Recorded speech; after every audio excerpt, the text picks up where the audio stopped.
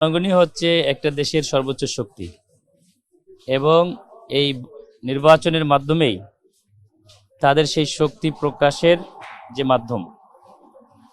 এবং নির্বাচন শুধু একটি যা সরকার পরিবর্তন না, একটি রাষ্ট্রের ভবিষ্যৎ বিনির্মাণের একটা মাধ্যম।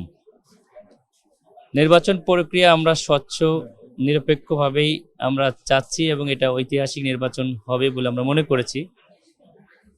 আমাদের কিছু বিক্ষিপ্তই আছে, গতকালকে আপনারা দেখেছেন আমাদের পোলিং এজেন্টদের উপরে কিছু ট্রেনিংয়ের উপরে করেছে।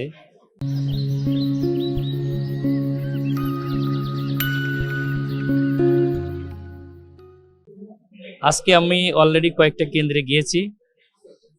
আমাদের আইন শৃঙ্খলা বাহিনী, বিশেষভাবে আমাদের সেনাবাহিনীর ভাইরা অক্লান্ত পরিশ্রম করছেন, পুলিশ সবাই রাতভর জেগে আছেন। কয়েকটা কেন্দ্রে একবার যায় একবার আসে।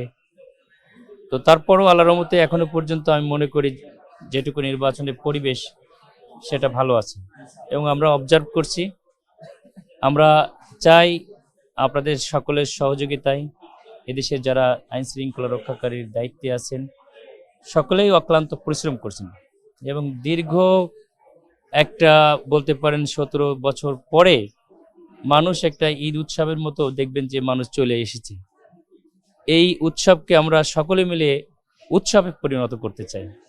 একটা নির্বাচন প্রক্রিয়ায় অবশ্যই জয় বিজয় থাকবে, কিন্তু জনগণের যে রায়কেই আমরা মেনে নিতে চাই। জনগণই যে সকল ক্ষমতার উৎস, তাদেরকেই আমরা মেইন মূল্যায়ন করতে চাই।